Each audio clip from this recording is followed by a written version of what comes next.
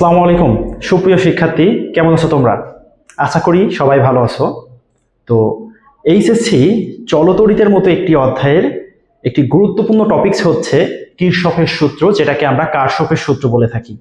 যে টপিকসটা অনেকের কাছেই অনেক কঠিন মনে হয়, অনেকের কাছেই এটা বুঝতে অসুবিধা হয়, বা এই কিরশফের লুপ ওয়াইজ যে ম্যাথগুলো আছে এই ম্যাথগুলো আমরা করতে পারি না। তো সেক্ষেত্রে আজকে আমরা শিখব কারশফের সূত্র। তো এই চলতরিত অধ্যায়ের কারশফের ক্ষেত্রে বিজ্ঞানী কারশফ দুইটি সূত্র দিয়েছিল। প্রথম সূত্রটিকে আমরা বলতে পারি KCL, যেটাকে আমরা নর্মালি প্রকাশ করি KCL, অর্থাৎ কারশফ কারেন্ট ল। এখন কারশফ কারেন্ট ল মানে এখানে বোঝানো হচ্ছে বিজ্ঞানী কারশফ এখানে বিদ্যুৎ বা তড়িৎ প্রবাহ মাত্রা সম্পর্কে ধারণা দিয়েছে।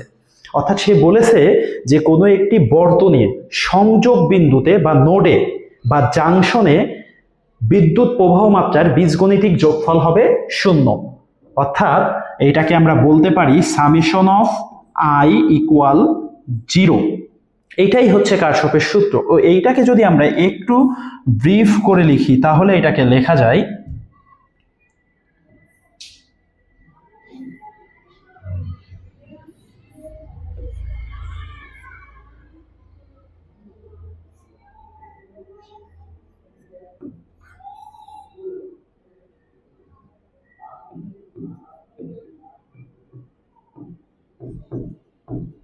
তো আমরা যদি একটি বর্তনী দেখি, তো এই বর্তনীতে আমরা দেখতেছি এখান থেকে একটা নির্দিষ্ট পরিমাণ কারেন্ট প্রবাহিত হচ্ছে।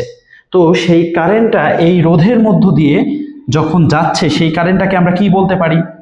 আমরা সেটাকে আইঅন পরিমাণ তড়িৎ প্রবাহ বা প্রবাহ মাত্রা বলতে পারি।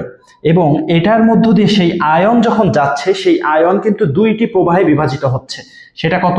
এইটার ভিতর দিয়ে যে প্রবাহটা যাচ্ছে সেটা I2, এবং এটার ভিতর দিয়ে যে প্রবাহ যাচ্ছে সেটাকে আমরা বলতে পারি I3। অর্থাৎ কারেন্ট এখানে বিভাজিত হয়েছে। তো এখানে কিরশফ বা কারশফের সূত্রটা কোথায়? তো আমাদের কারশফ বলেছে তড়িৎ বর্তনীর কোনো একটি সংযোগ বিন্দু বা নোড বা জাংশন।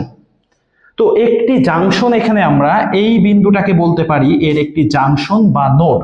এইখানে বিদ্যুৎ প্রবাহ মাত্রার বীজগণিতিক যোগফল হবে 0, অর্থাৎ এখানে কোনো তড়িৎ প্রবাহ থাকবে না, অর্থাৎ সামেশন অফ I ইকুয়াল 0 যেটা আমরা বলতে পারি।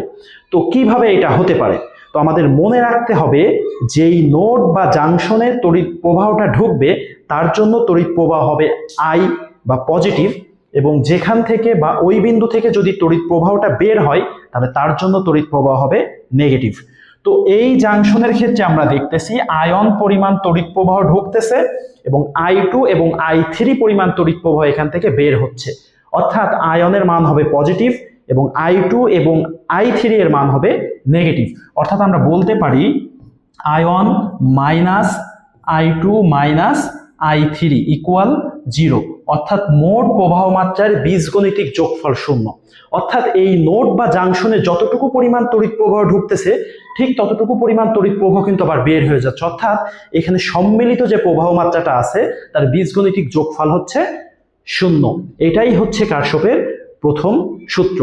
আচ্ছা, তো শুধু তো এটা গেল এরকম একটা বর্তনী। যদি এই ধরনের বর্তনী না দিয়ে আরো অন্য ধরনের বর্তনী থাকে তো সেক্ষেত্রেও যে কোনো বিন্দুতে, এখন প্রশ্ন হতে পারে কারশফের প্রথম সূত্রটা আমরা কোথায় অ্যাপ্লাই করব, কোন বিন্দুতে? আমরা কেন এটাকে এই বিন্দুতে অ্যাপ্লাই করলাম না, আমরা কেন এটাকে এই বিন্দুতে অ্যাপ্লাই করলাম না, এই বিন্দুগুলাতে কেন এই সূত্রটাকে আমরা অ্যাপ্লাই করলাম না? কারণ হচ্ছে জাংশন বা নোডের ক্ষেত্রে আমাদের যে বিন্দুতে তড়িৎ প্রবাহটা বের করতে হবে সেটা হতে হবে অবশ্যই আমাদের সম্মিলিত বিন্দু। অর্থাৎ আমাদের এখানে যে প্রবাহগুলো আছে, এখানে মোট কয়টা প্রবাহ? 3টা প্রবাহ আমরা দেখতে পাচ্ছি। অর্থাৎ সেই ক্ষেত্রে I1, I2 এবং I3 পরিমাণ প্রবাহ।